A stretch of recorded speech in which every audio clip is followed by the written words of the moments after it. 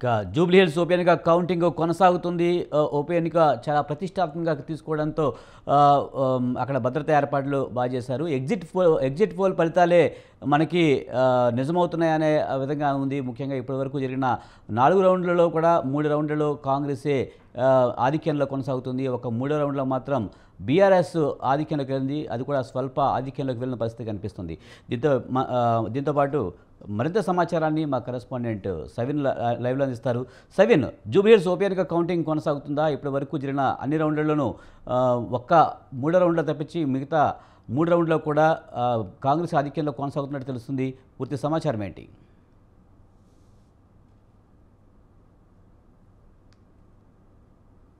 రౌండ్లలో మొదటి 2 రౌండ్లలో కాంగ్రెస్ అభ్యర్థి నవీన్ యాదవ్కు ఆధిక్యత రాగా 3వ రౌండ్లో మాత్రం బీఆర్ఎస్ పార్టీ అభ్యర్థి మాగంటి సునీతకు స్వల్ప ఆధిక్యత వచ్చింది.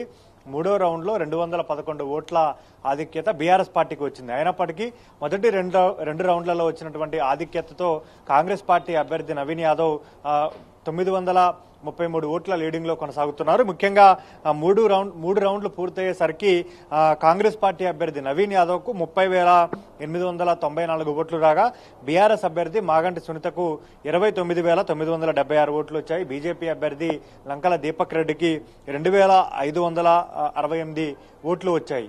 అయితే జూబ్లీహిల్స్ ఉప ఎన్నికల ఫలితాల్లో ప్రధానంగా ఎగ్జిట్ పోల్స్ దాదాపుగా కాంగ్రెస్ పార్టీ గెలుస్తుందని చెప్పాయి. ముఖ్యంగా బీఆర్ఎస్ పార్టీ కూడా ఈ ఉప ఎన్నికలను ప్రతిష్టాత్మకంగా తీసుకుంది.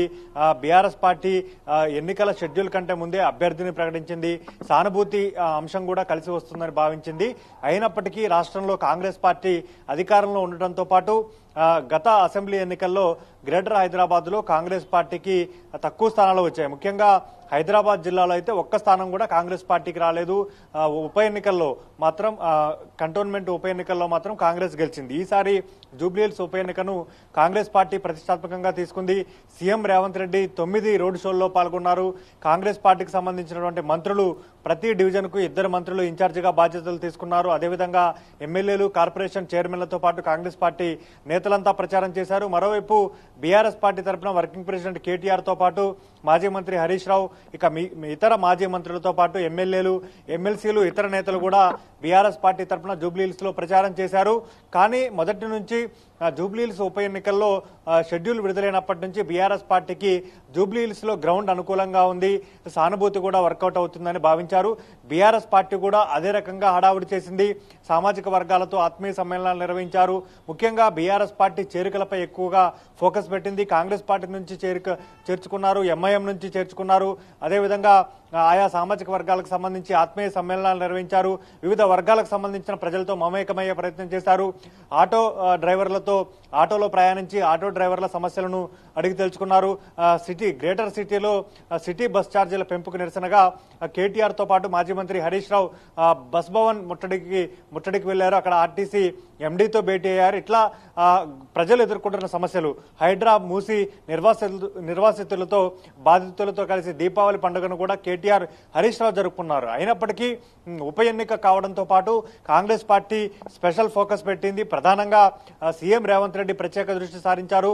కాంగ్రెస్ పార్టీ అధికారంలోకి వచ్చి ఈ డిసెంబర్ 7వ తేదీతో 2 ఏళ్లు పూర్తి అవుతుంది కాబట్టి కాంగ్రెస్ పార్టీ ఉప ఎన్నికను అత్యంత ప్రతిష్టాత్మకంగా తీసుకుంది. సీఎం కూడా పూర్తి స్థాయిలో దృష్టి కేంద్రీకరించి అభ్యర్థిగా నవీన్ యాదవ్ లోకల్ గా అంతకుముందు 2014లో ఎంఐఎం నుంచి పోటీ చేసి 42,000 ఓట్లు సాధించారు.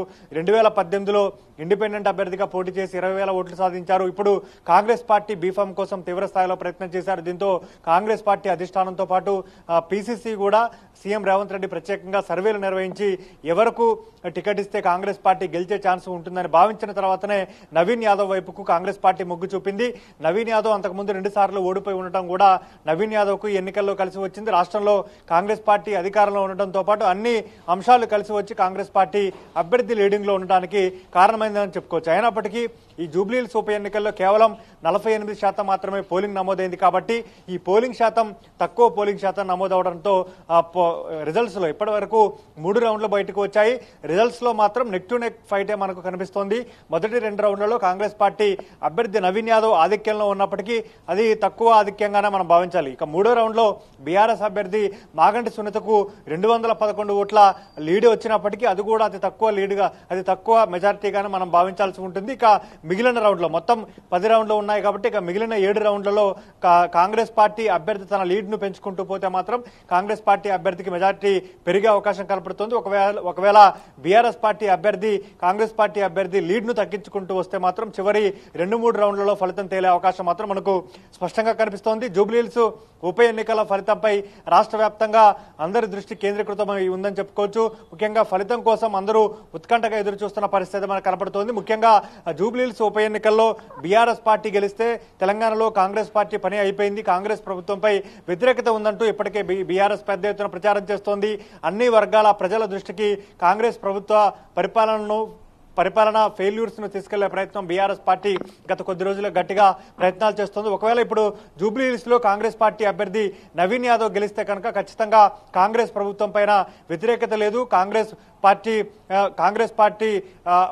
పార్టీ పట్ల ప్రజలు, కాంగ్రెస్ ప్రభుత్వం పట్ల ప్రజలు సానుకూలంగా ఉన్నారనే భావన కాంగ్రెస్ పార్టీ ప్రజల్లోకి తీసుకువెళ్లే ప్రయత్నం అయితే చేయగలుగుతుందని చెప్పుకోవచ్చు. ముఖ్యంగా నాలుగో రౌండ్ ఫలితాలు కూడా వచ్చినట్లుగా తెలుస్తోంది. ముఖ్యంగా నాలుగో రౌండ్ ఫలితాలు ముగిసేటప్పటికీ కాంగ్రెస్ అభ్యర్థి నవీన్ యాదవ్ లీడ్లో ఉన్నట్లుగా తెలుస్తోంది. ముఖ్యంగా ఇప్పటికే చూస్తున్నాం మనం 3 రౌండ్లలో కాంగ్రెస్ పార్టీ అభ్యర్థి లీడింగ్ 1000 ఓట్ల లోపు మాత్రమే అయితే నాలుగో రౌండ్ ముగిసేటప్పటికి 3100 ఓట్ల లీడింగ్ లో కాంగ్రెస్ అభ్యర్థి నవీన్ యాదవ్ ఉన్నట్లుగా తెలుస్తోంది. ముఖ్యంగా ఉప ఎన్నికలకు సంబంధించి పోలింగ్ రోజు కూడా కాంగ్రెస్ పార్టీ శ్రేణులు పూర్తి స్థాయిలో పోల్ మేనేజ్మెంట్ లో వ్యూహాత్మకంగా వ్యవహరించారు.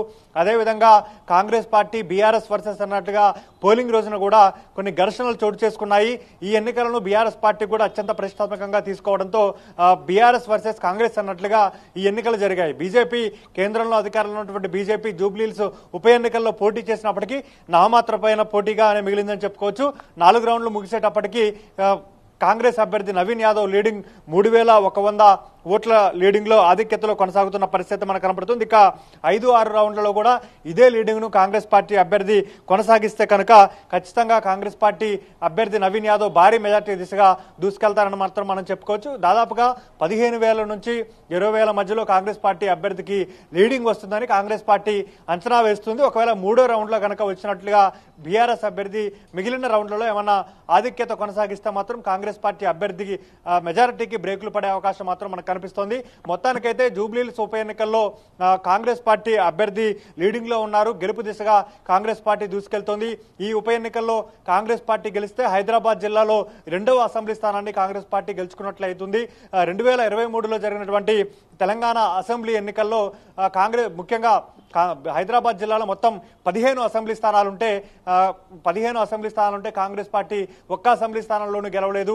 ఎంఐఎం 7 అసెంబ్లీ స్థానాల్లో, బీఆర్ఎస్ 7 అసెంబ్లీ స్థానాల్లో గెలవగా బీజేపీ ఒక్క స్థానంలో గెలిచింది. ఆ తర్వాత జరిగినటువంటి కంటోన్మెంట్ అసెంబ్లీ ఉప ఎన్నికల్లో మాత్రం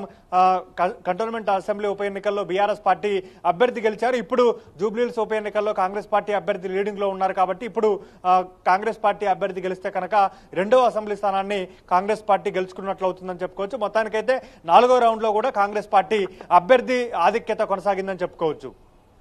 సెవెన్ ఇప్పటికే 4 రౌండ్లు పూర్తయ్యాయి. 4 రౌండ్లలో కూడా ఒక 3 రౌండ్లు అయితే కంప్లీట్గా కాంగ్రెస్ ఆధిక్యం కనబడుతుంది పరిస్థితి కనిపిస్తుంది. ఇంకొక 6 రౌండ్లు మాత్రమే మిగిలి ఉంది. ఈ ఫలితాలు ఎన్ని గంటల వరకు తేలే అవకాశం కనిపిస్తుందంటారు?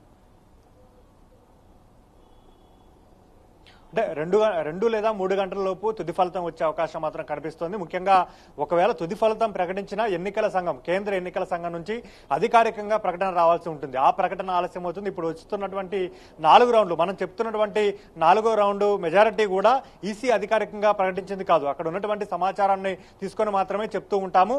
ఈసీ అధికారికంగా సాయంత్రం లోపు కాంగ్రెస్ పార్టీ గెలిచినా బీఆర్ఎస్ గెలిచినా ఎవరు ఎంత ఆధిక్యతతో గెలుపొందారనేది కేంద్ర ఎన్నికల సంఘం అధికారికంగా ప్రకటించాల్సి ఉంటుంది. అది కొంత ఆలస్యం అవుతుంది. కేవలం సమాచారం వరకు మాత్రమే ఏ అభ్యర్థి గెలిచారు, ఎవరికి ఎంత మెజారిటీ వచ్చిందనేది మనం చెప్తూ ఉంటాము. ఓవరాల్ గా ఈ మధ్యాహ్నం లోపు తుది ఫలితం, స్పష్టమైన ఫలితం వచ్చే అవకాశం మాత్రం మనకు కనబడుతుంది.